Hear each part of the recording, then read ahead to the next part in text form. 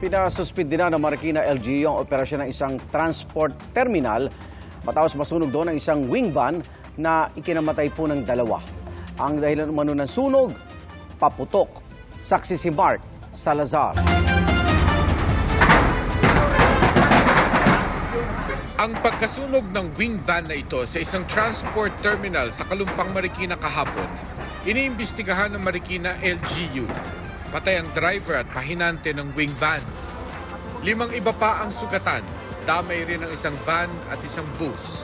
Matapos maapula ang sunog, tumambad sa mga awtoridad ang iba't ibang klase ng paputok. Nakita natin yung mga klase ng paputok ay hindi allowable. Yung malalakas. Kasi hindi man sila binibigyan ng permit to transport firecrackers. Iniimbestigahan natin kung merong pananagutan ang ating truck owner nito or kung sino nakaregister dito sa cargo business na ito.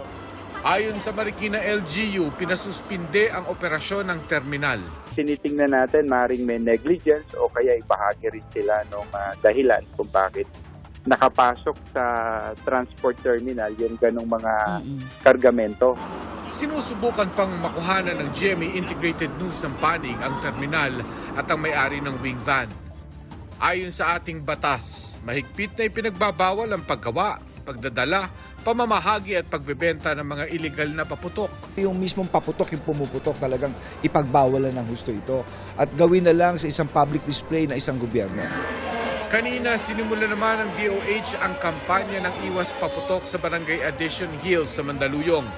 Bara-barangay na ang kampanya dahil 2 bagong taon nang tumataas ulit ang bilang ng firecracker-related injuries. Ayon sa DOH, sa Metro Manila dumoble ang bilang ng mga nasugatan ng paputok noong nakaraang taon at kwitis ang pangunahing dahilan.